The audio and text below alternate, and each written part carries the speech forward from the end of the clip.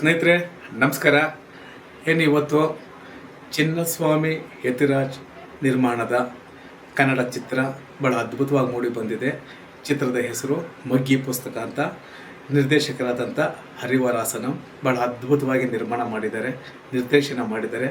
ಯಾಕಂದರೆ ಒಂದು ತಾಯಿ ಮತ್ತು ತಂದೆ ಮತ್ತು ಮಕ್ಕಳು, ಈ ಮೂರು ಜನರ ಮಧ್ಯೆ ಇರುವಂಥ ಅನುಬಂಧವೇ ಒಂದು ಮಗ್ಗಿ ಪುಸ್ತಕ. ಮಗ್ಗಿ ಪುಸ್ತಕ ಕೇವಲ ಪುಸ್ತಕವಾಗಿರಲ್ಲ, ಪ್ರತಿಯೊಬ್ಬ ಮನುಷ್ಯನ ಲೆಕ್ಕಾಚಾರದ ಪುಸ್ತಕವೇ ಮಗ್ಗಿ ಪುಸ್ತಕ ಎಂಬ ಕನ್ನಡದ ಶೀರ್ಷಿಕೆಯಲ್ಲಿ ಮೂಡಿ ಬರ್ತಾ ಇದೆ. ತಾವೆಲ್ಲರೂ ಇಡೀ ರಾಜ್ಯದ ಜನ ಚಿತ್ರನ ನೋಡಬೇಕು. ಅದರ ಜೊತೆಗೆ ಹೊಸ ಪ್ರತಿಭೆ, ಭಾಳ ಅದ್ಭುತವಾಗಿ ಸಂಗೀತ ನಿರ್ದೇಶನ ಮಾಡಿದಂಥ ಯುವ ಪ್ರತಿಭೆ ಯಶಸ್ ನಾಚಪ್ಪ ಅಂತ ಭಾಳ ಅದ್ಭುತವಾಗಿ ಗೀತೆಗಳನ್ನ ಕೊಟ್ಟಿದ್ದಾರೆ. ಪ್ರತಿಯೊಬ್ಬರದ್ದು ಮನಸ್ಸನ್ನು ಮುಟ್ಟುವಂಥ ಹಾಡುಗಳು. ಒಂದು ತಂದೆ ಹೆಸರಿನಲ್ಲಿ ಒಂದು ಹಾಡು ಬಂದಿದೆ ಇವತ್ತು, ಅಪ್ಪ ಐ ಲವ್ ಯು.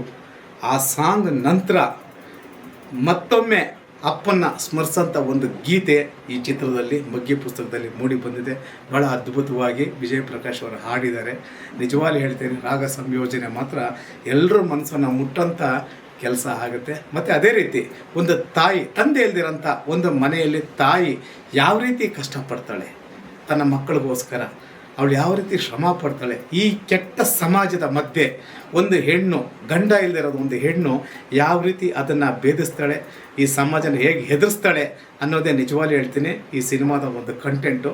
ಪ್ರತಿಯೊಬ್ಬರು ನೋಡಬೇಕು. ಯಾಕಂದರೆ ಅಮಾಯಕ ಹೆಣ್ಣುಮಕ್ಕಳು ಯಾವ ರೀತಿ ಬಲಿಯಾಗ್ತಾರೆ, ಮತ್ತು ತಾಯಿ ತಂದೆನ ಕಳ್ಕೊಂಡಂಥ ಮಕ್ಕಳು ಮತ್ತು ಅವ್ರ ಜೀವನನ ಹೇಗೆ ಅವ್ರು ರೂಪಿಸ್ಕೋಬೇಕಾಗತ್ತೆ ಈ ಕೆಟ್ಟ ಸಮಾಜದ ಮಧ್ಯೆ. ಒಂದು ಹೆಣ್ಣು ಮಗು, ಸಣ್ಣ ಮಗು, ಅದರದ ಒಂದು ನಿಜವಾಗ್ಲೂ ಹೇಳ್ತೀನಿ ಮನ ಕಲಕುವಂಥ ದೃಶ್ಯಗಳು ಬಹಳಷ್ಟಿದೆ.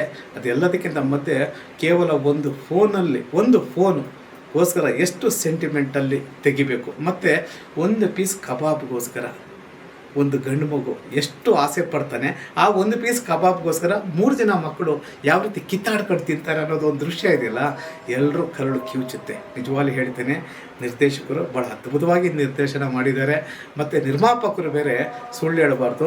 ಆ ನಿರ್ದೇಶಕರು ಏನೇನೆಲ್ಲ ಕೇಳಿದ್ದಾರೆ ಅದನ್ನು ಸಂಪೂರ್ಣವಾಗಿ ಮನಸ್ಪೂರ್ವಕವಾಗಿ ಒದಗಿಸುವಂಥ ಕೆಲಸ ನಮ್ಮ ಚಿನ್ನಸ್ವಾಮಿ ಯತಿರಾಜರವರು ನಿರ್ಮಾಣ ಮಾಡಿದ್ದಾರೆ. ನಿಜವಾಗ್ಲೂ ಹೇಳ್ತೀನಿ, ಆ ತಾಯಿ ಚಾಮುಂಡೇಶ್ವರಿ ಈ ಚಿತ್ರಕ್ಕೆ ಭಾಳ ದೊಡ್ಡ ಮಟ್ಟಕ್ಕೆ ಯಶಸ್ಸನ್ನು ಕೊಡಲಿ. ಈ ಚಿತ್ರ ನನ್ನ ಅನಿಸಿಕೆ, ನಾನು ಇವತ್ತು ಏನು ಹಾಡುಗಳನ್ನ ನೋಡಿದೆ ಮತ್ತು ಈ ಚಿತ್ರದ ವಿಚಾರಗಳನ್ನ ಒಂದಷ್ಟು ತಿಳ್ಕೊಂಡೆ, ಕಂಟೆಂಟ್ ಬಗ್ಗೆ ರಾಜ್ಯ ಪ್ರಶಸ್ತಿ ಪಡೆಯೋದ್ರಲ್ಲಿ ಯಾವುದೇ ರೀತಿಯ ಅನುಮಾನ ಇಲ್ಲ. ಆ ಮಟ್ಟಕ್ಕೆ ಈ ಸಿನಿಮಾ ಯಶಸ್ವಿ ಆಗುತ್ತೆ ಅಂತ ಹೇಳಿ ನನ್ನ ಮಾತು ಮುಗಿಸ್ತೀನಿ. ಜೈ ಹಿಂದ್, ಜೈ ಕರ್ನಾಟಕ.